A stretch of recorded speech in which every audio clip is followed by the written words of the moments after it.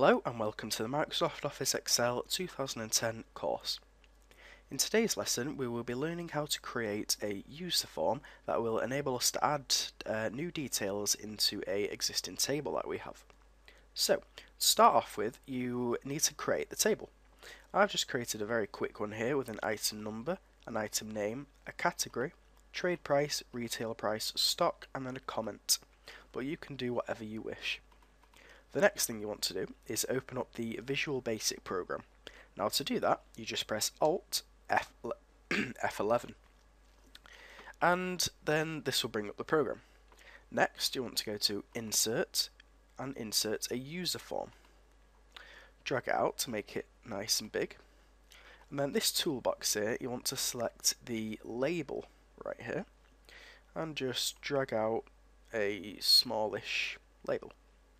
Give it a name down in the bottom left of LBL underscore item name, and then put item name in here as well so you know what you're actually typing in, and then copy and paste it a few times depending on how many details you actually have in your table. So I have about 5, I think it is. So I'm going to name this one trade price, retail price, stock, and that's about it, I think. So the next thing, make sure you actually give these a name. So again, the trade price, I'm going to go LBL underscore trade price. The retail price, LBL underscore retail price, and then the stock, LBL underscore stock. So the next thing you want to do is put in a text box where the users would actually type in the information that they want to appear in the table. So drag a text box out and put it next to the label. Copy and paste this a few times depending on how many items you actually have, and align them nicely.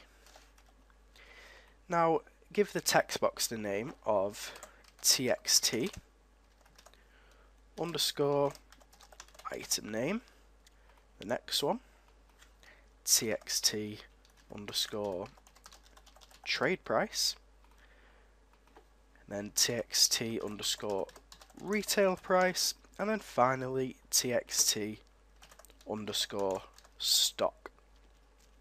Now the next thing you want to do is click on a text box and then you want to look at the control source right here.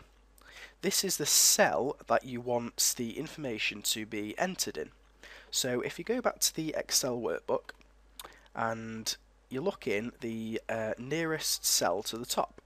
So as I'm going to be adding new items in to the top of the table, I need to insert a new row, and then this will be the range of cells that the information will be entered in. So the item name is in cell E12.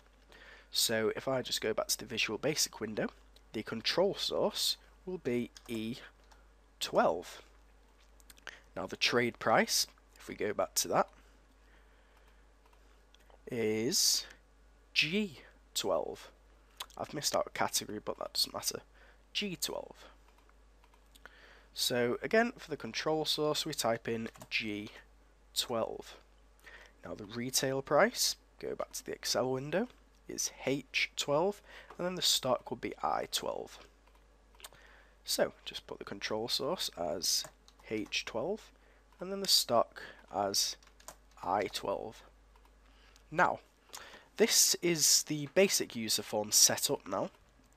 So the last thing you want to do is add a command button.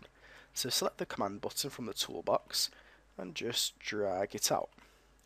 Give it a name of CMD underscore add item. And then you can just name it add item.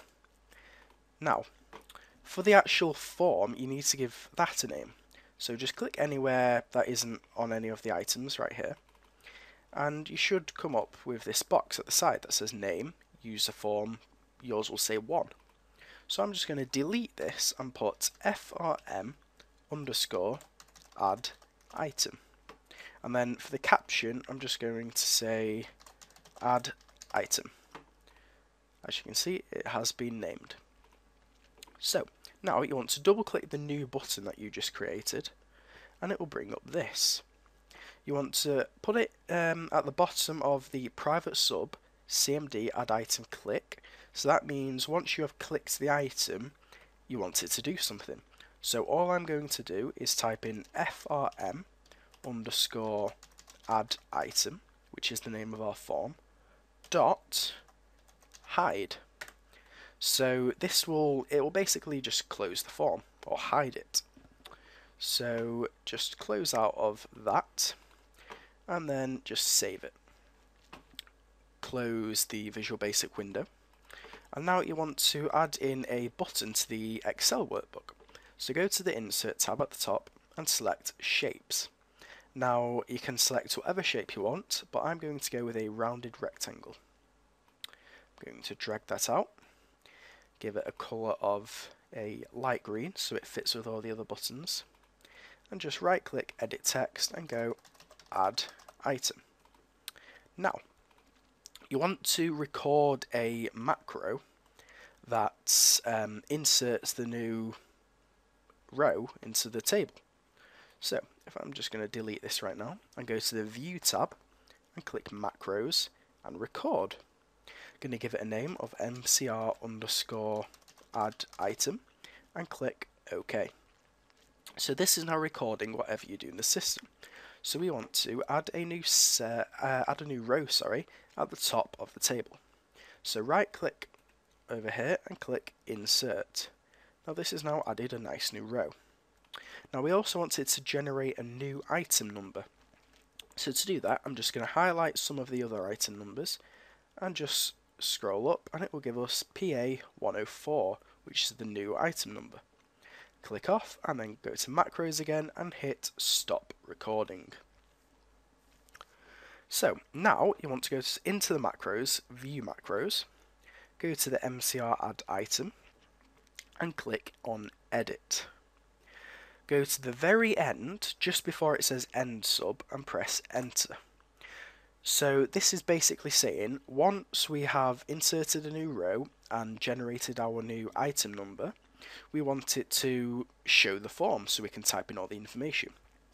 So to do that, you simply go frm underscore add item, or whatever you called the form, and then dot show and press enter. So this is basically going to show us the form.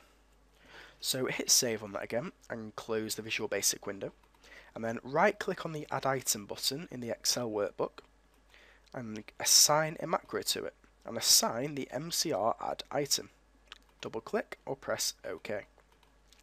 Now I'm just going to delete this row again so we can see it happen. I'm going to press the button and hopefully you can see a new row has been added and the item form or the user form has popped up. So if we just type in an item name, for example NVIDIA GTX 690, click in the trade price, so we can see that the item name has been automatically entered into the table without us even doing anything. The trade price, let's say 499.99, and the retail price 679.99. And the stock, we have currently got 15 in stock, for example. So you can see everything has been automatically entered into the table without me even pressing the add item button. So it updates automatically. So if we just press the add item button, the form will simply close, and then there you go. Okay, thank you for watching. Please thumbs up if you like the video. Thank you.